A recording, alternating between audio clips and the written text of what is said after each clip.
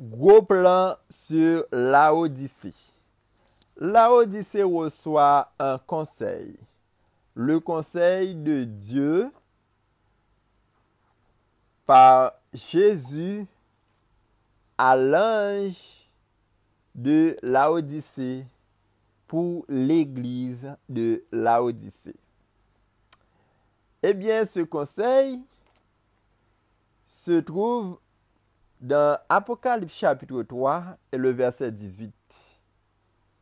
Il nous est dit, je te conseille d'acheter de moi de l'or éprouvé par le feu, afin que tu deviennes riche, et des vêtements blancs, afin que tu sois vêtu, et que ta honte, la honte de ta nudité, ne paraisse pas, et un collier pour oindre tes yeux, afin que tu voies.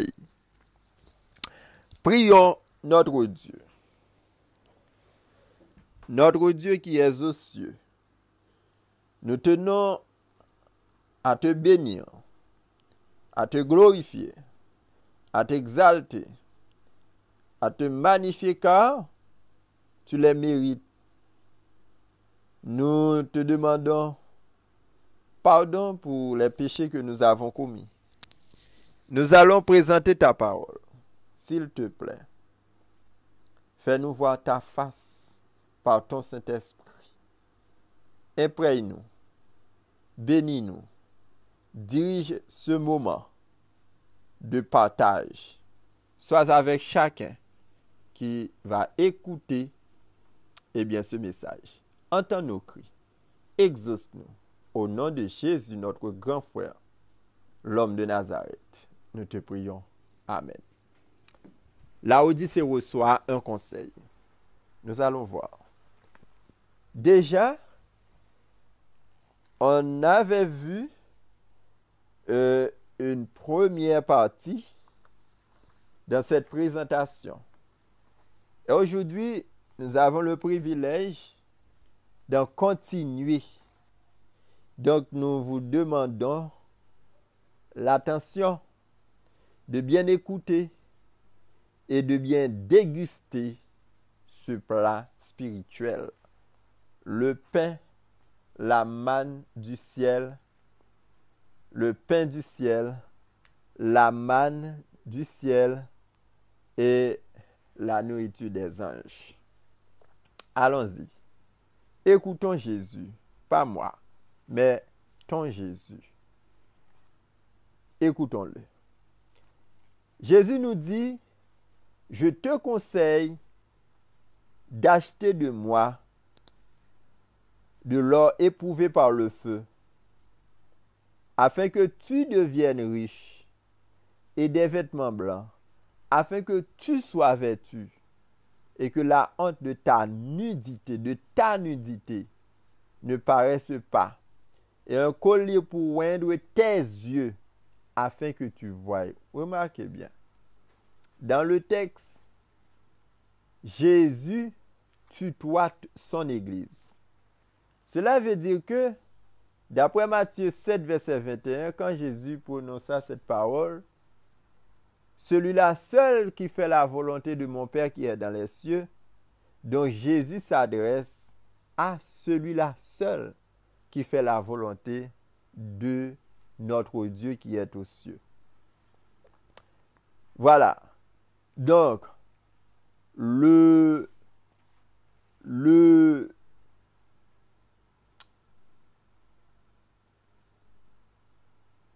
ce texte s'adresse à chaque personne individuellement. Parce que le message à Laodicée s'adresse d'abord à l'ange pour que l'ange le distribue à l'église. Mais si l'ange ne veut pas le distribuer à l'église, Jésus lui-même le fera. Et parce que Jésus le fera, il le fera à toute l'église. Et surtout, celui-là seul qui accepte ce message Jésus l'acceptera avec lui et le présentera à Dieu son Père ou à Dieu notre Père. Écoutons bien. Nous vous avons déjà présenté une première partie de ce texte. OK? Et nous voulons continuer en cet instant même. Ils ne veulent pas échanger. Cela veut dire qu'ils ne veulent pas acheter. Ils ne veulent pas échanger. C'est-à-dire qu'ils ne veulent pas acheter leur propre justice, qui est injustice, contre la justice de Christ, qui est la vérité pure, la vérité authentique, la vérité non falsifiée, non fraudée.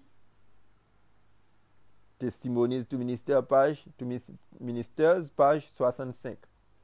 Cette vérité pure, nous y arrivions là, cette vérité pure, c'est pas moi Seigneur, mais Christ. Il n'y a pas de place pour un mélange du moi avec le pur évangile, qui signifie Christ notre justice. On ne peut pas mélanger le moi avec Christ notre justice. On ne peut pas faire ça. Dans Matthieu 6, verset 24, que nous n'arrêtons pas de vous citer, de vous répéter même, Jésus-Christ a mis une barrière entre devant celui-là qui aurait voulu mélanger Christ avec Mammon, mélanger Christ avec Bélial. Donc, il est dit dans ce texte qu'on ne peut pas avoir Dieu et Mammon. Il faut choisir un d'entre eux. Soit Dieu, soit Mammon. Disons, dans 2 Corinthiens 6, versets 14 à 18, soit Bélial, soit Christ. Il faut faire un choix. On ne peut pas se retrouver au milieu des deux pour se balancer à droite et à gauche. Non. Il faut se retrouver dans une extrémité spécifique, soit à droite, soit à gauche. Mais au milieu, qui est l'écuménisme, non, il ne faut pas se retrouver là. Soit on est ennemi, ou on est partisan, ou on est ami. Donc choisissez, vous qui m'écoutez, choisissez à être l'ami de Christ, les partisans de Christ. Et ce sera pour toi la vie éternelle en échange.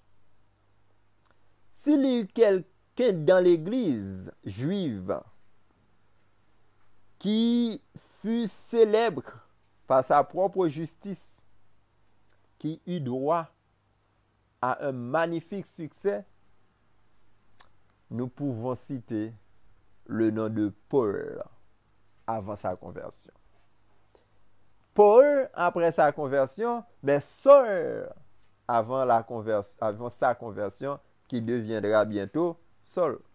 Qui deviendrait bientôt Saul.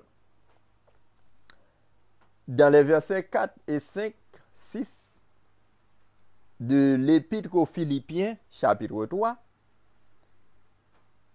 écoutons ce que Paul il a énumérées.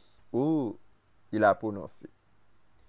Il énumère ses qualifications sur le plan charnel.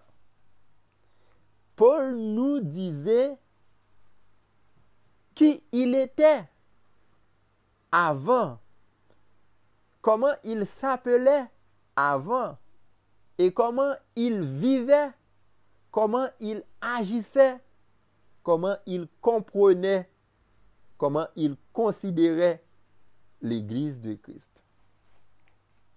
Sans égal en ce qui concerne sa naissance, sans égal en ce qui concerne sa naissance, en ce qui concerne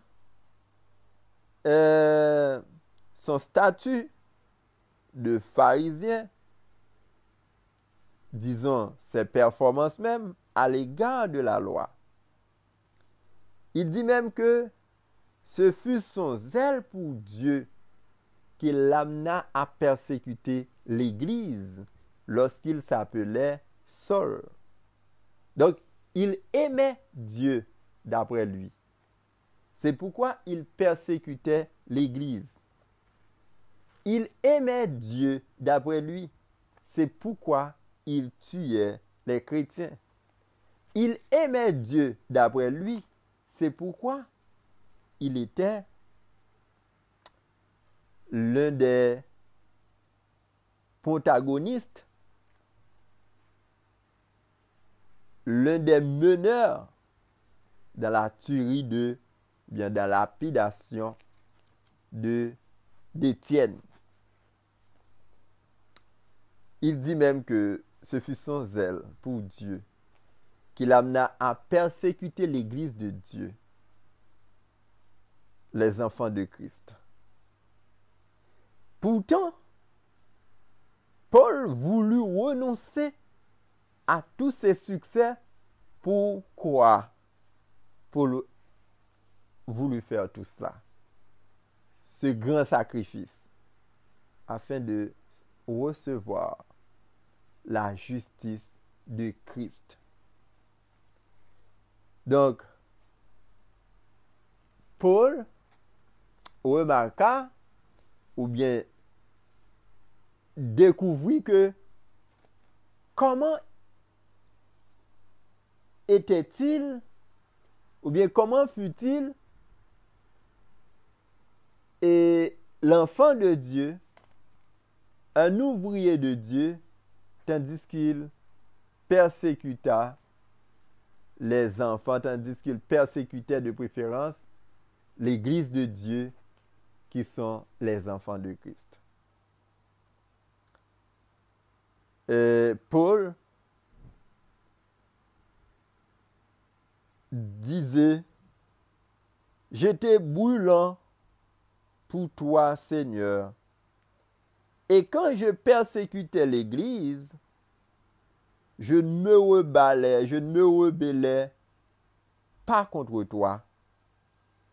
Dans mon esprit, je pensais te servir. » C'est comme ça quand on est trompé, ou bien quand on s'est trompé. Concernant la justice de la loi, j'étais irréprochable. C'est ce que Jésus a remarqué avec l'église de Laodicée. L'église de Laodicée s'est trompée. L'église de Laodicée s'est trompée. Parce que l'église de Laodicée s'est trompée, Jésus a pris son temps pour parler à cette église, pour lui dire de se réveiller et de se réformer. Sinon, il sera trop tard pour elle. Donc, concernant la justice de la loi, Paul dit, « J'étais irréprochable. Je faisais ce que la loi m'a demandé, c'est tout. Mais ces choses qui étaient pour moi des gains, quand je pensais qu'elle allait me qualifier pour le ciel, je les comptais comme des ordures comparées à Christ. Waouh!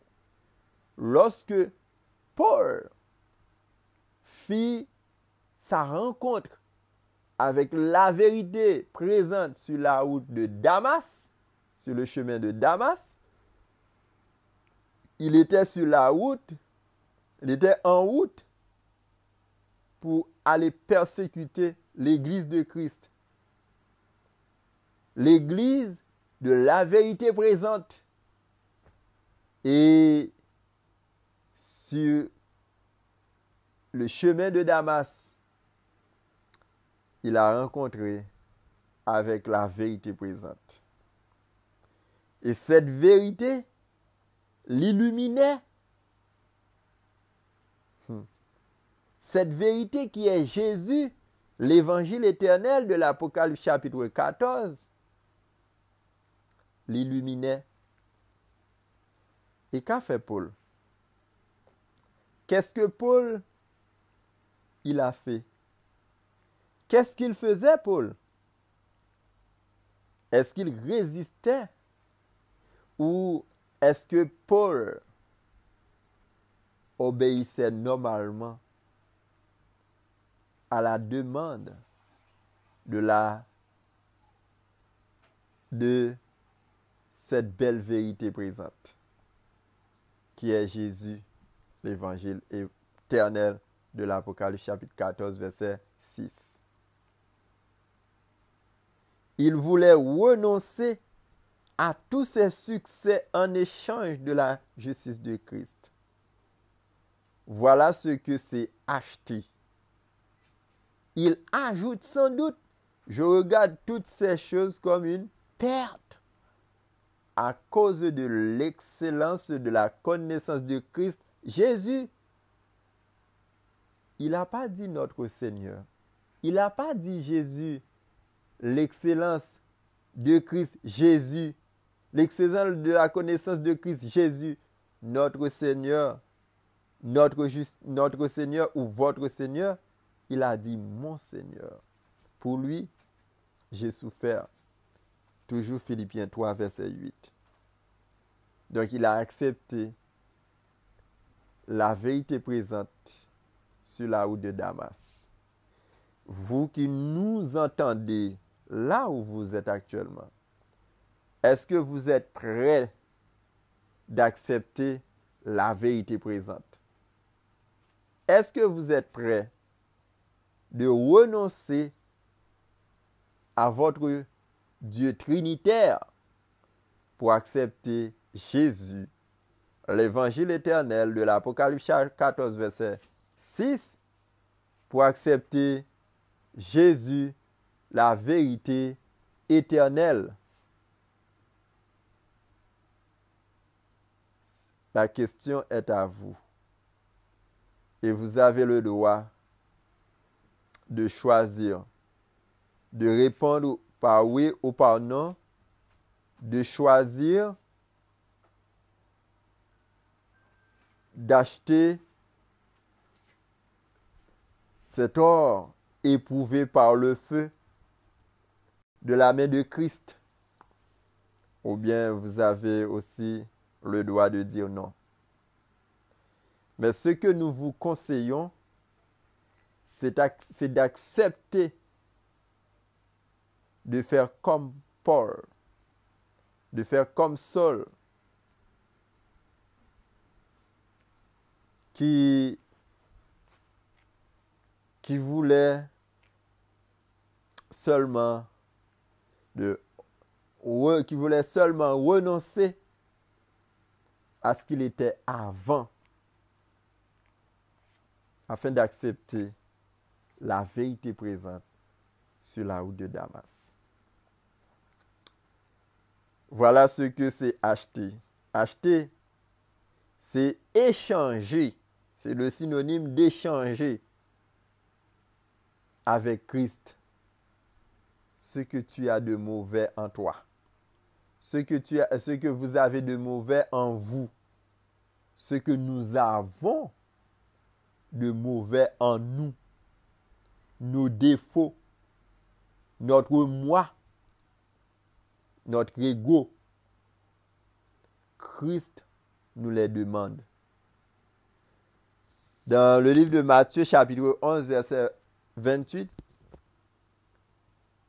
vous qui êtes fatigués et chargés, Jésus vous demande, Jésus vous conseille, comme il a conseillé à l'église de Laodicée,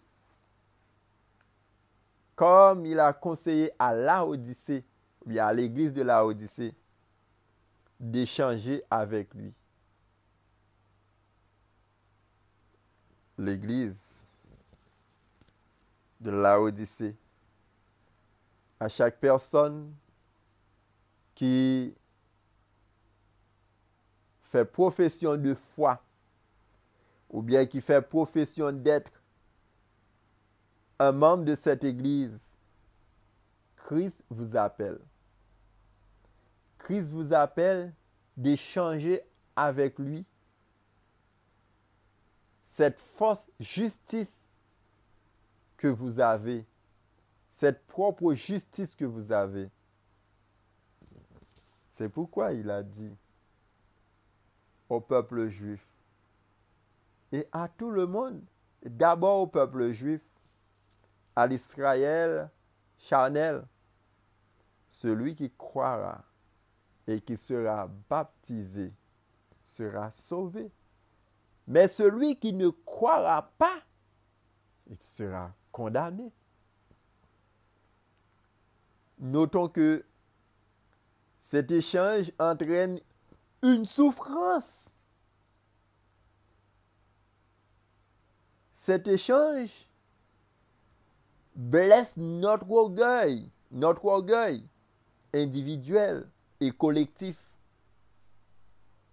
Lorsque nous abandonnons tout ce qui a nécessité de si durs efforts. Christ a dit à l'homme riche,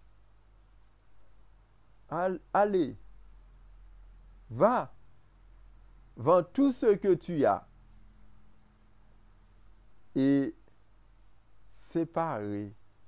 partage l'argent avec les pauvres.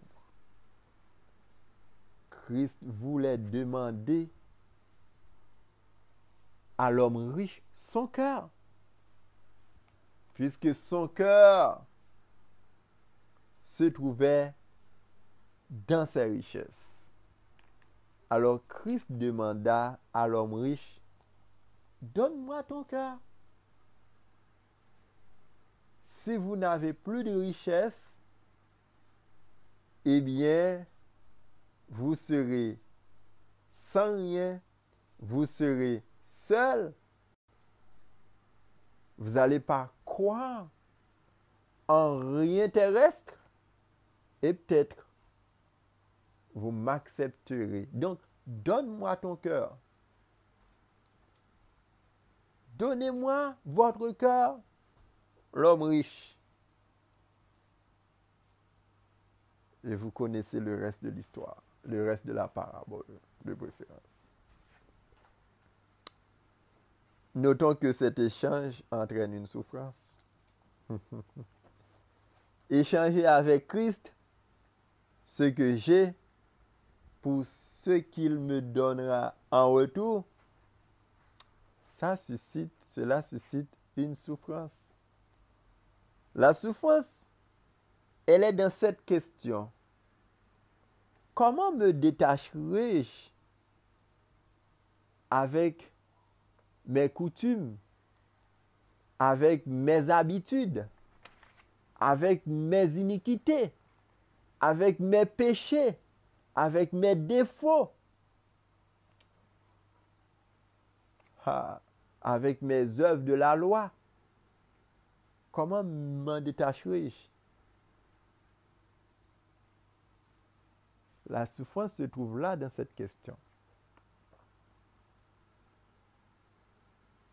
Laodicée,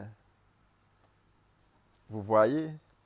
Donc, sauver, net, comme nous disons dans notre langue, sauver, net,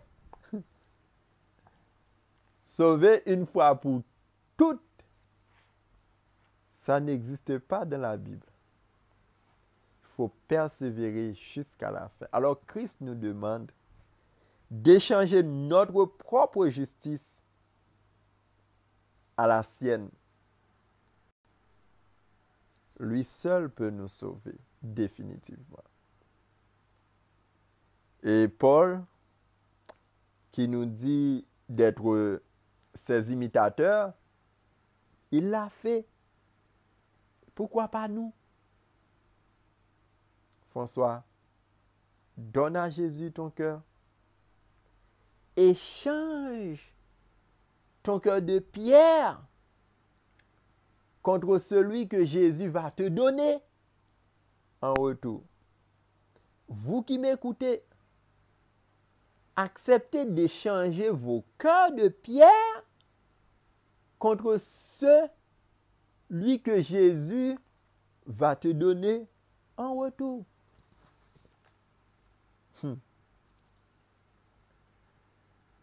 Notons que cet échange entraîne une souffrance. Cet échange blesse notre orgueil individuel et collectif.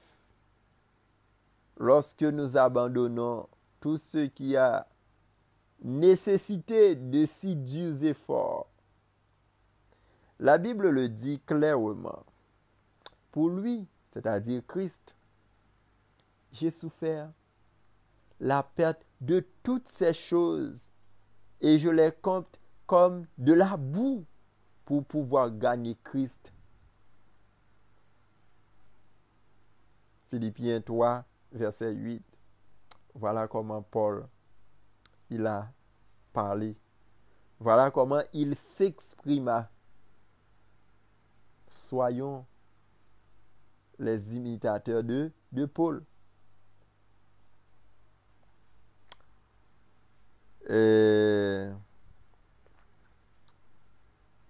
Au verset 9, Paul dit, « Mon désir est d'être trouvé en Jésus, non pas avec une justice que j'aurais moi-même acquise en obéissant à la loi, mais avec la justice qui vient de la foi en Christ, et que Dieu accorde à ceux qui croient. Celui qui croit sera baptisé. » Quand vous aurez rencontré Christ, vous qui m'écoutez, vous allez croire. Et lorsque vous croirez, vous serez baptisé. Ainsi, vous obtiendrez l'aide du Saint-Esprit de Dieu. Si vous voulez croire, croyez-le. Mais avec la justice qui vient de la foi en Christ et que Dieu accorde à ceux qui croient. Ce verset présente, le verset 9, deux justices. Philippiens 3, verset 9. La justice que Paul avait atteinte avec beaucoup d'efforts et de succès. Et l'autre justice, c'est celle que Dieu, c'est celle qu'il a reçue de Dieu par la foi seule. Il a dû renoncer à l'une pour l'autre. Renoncer aux œuvres de la loi pour les œuvres de la foi. Il a dû faire un choix. Il a dû faire un choix. On ne peut pas avoir bas à la gauche, Dieu à droite. Non. Soit l'un, soit l'autre. Dieu et maman. Non. soit l'un, soit l'autre. Jésus nous demande d'avoir la foi. Jésus nous demande d'abord les œuvres de la foi. En exerçant les œuvres de la foi, nous obéirons à la loi. Et nous ferons ce que la loi nous demande parce que nous avons la foi. Nous ne pouvons pas exercer bien les œuvres de la loi si d'abord